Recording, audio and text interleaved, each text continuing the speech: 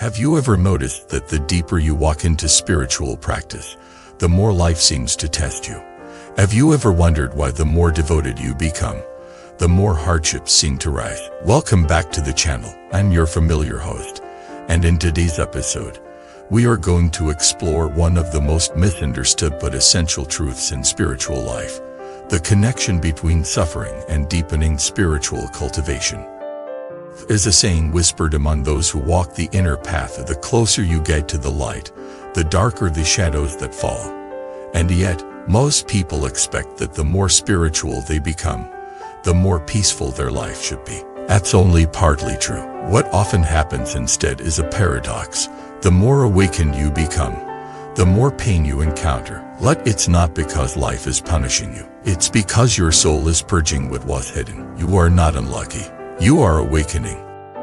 Let me ask you a question. Have you ever embarked on a spiritual practice, maybe meditation, chanting, fasting, prayer, and instead of feeling lighter, you suddenly found yourself overwhelmed by sorrow, loneliness, financial strain, or conflict with others? Did you question whether your practice was wrong? Did you wonder if you were cursed?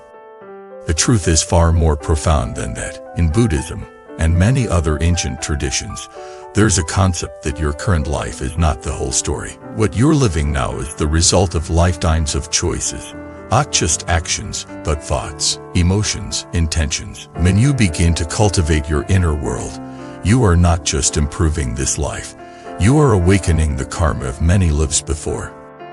Imagine your soul as a vast field. The moment you start spiritual practice, it's like digging into the earth. And what happens when you dig? You begin to uncover rocks, roots, buried toxins. First, it feels like everything is getting worse. But in truth, what's happening is purification. You are releasing buried pain. You are pulling out the weeds of countless lifetimes. This is why spiritual practice can feel like walking through fire. Because in many ways, it is. But the fire is not there to destroy you. It's there to burn away the false self, the ego, the karma that no longer serves you. Let me tell you the story of Tenzin, a monk from the Himalayas. From a young age, he was devoted, kind, disciplined. He meditated for hours each day, served his community, studied the sutras. But when he turned 30, a series of misfortunes struck. His monastery caught fire. His closest friend died suddenly, and he developed a mysterious illness that doctors couldn't diagnose. At his lowest point, he asked his teacher, "Why is this happening to me when all I've done is serve?" His teacher looked at him with compassion and said, "This is not punishment. This is purification.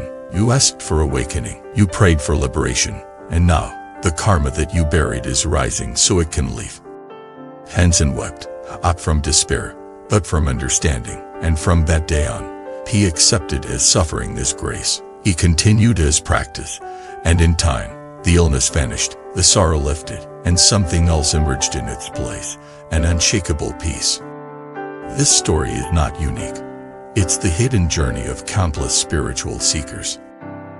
The deeper you walk, the more silent tests you'll encounter. People will misunderstand you. Life will take away what no longer aligns. Your attachments will be challenged. But each loss, each difficulty, is a doorway to deeper truth. This brings us to a profound insight from the Buddhist tradition. Adversity is not the opposite of progress, it is the path. Think of it like this. Imagine karma as a debt. When you begin spiritual cultivation, you are not only earning spiritual interest, you are also paying off old loans. And often, the deeper the practice, the faster the repayment. This is why some of the most awakened beings on earth, saints, sages, monks, often live through incredible suffering. It's not because they are unlucky. It's because their souls are ready to burn through what others spend lifetimes avoiding. There's another story, this time of a woman named Elena.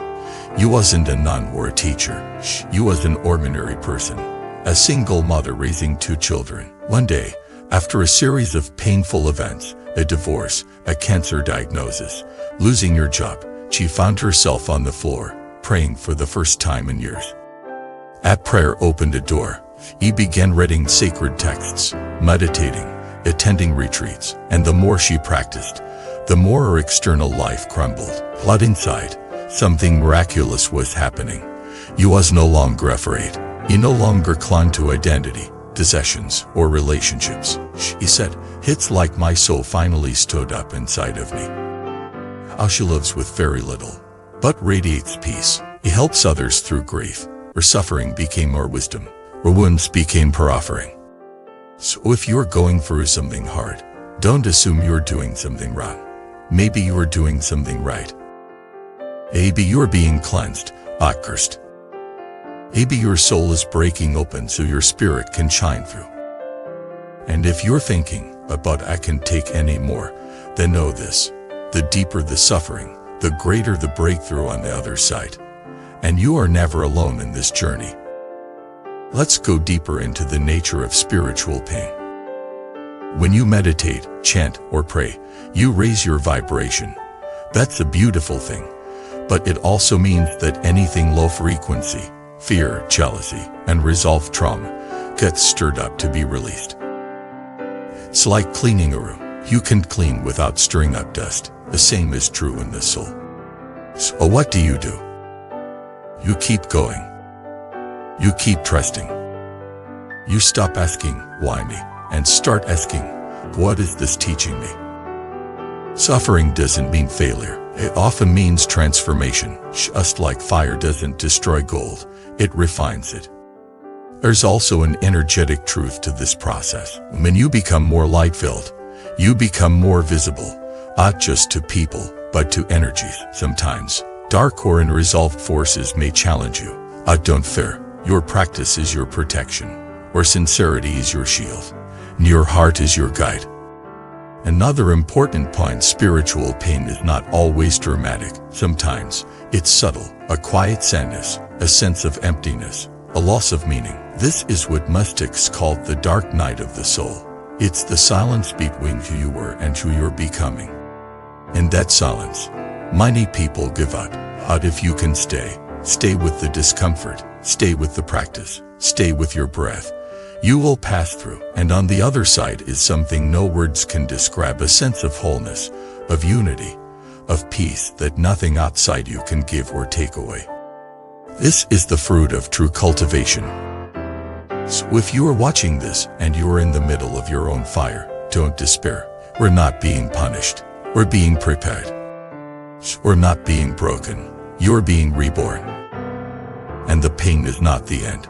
It's the beginning. Thank you for watching this video. If this message reached your heart, let us know in the comments what part of your journey you're in. Let's support one another. Don't forget to like, subscribe, and help us grow this channel with your voice and your presence. Until next time, stay rooted, stay real, and keep walking through the fire. The light you're looking for is already within you.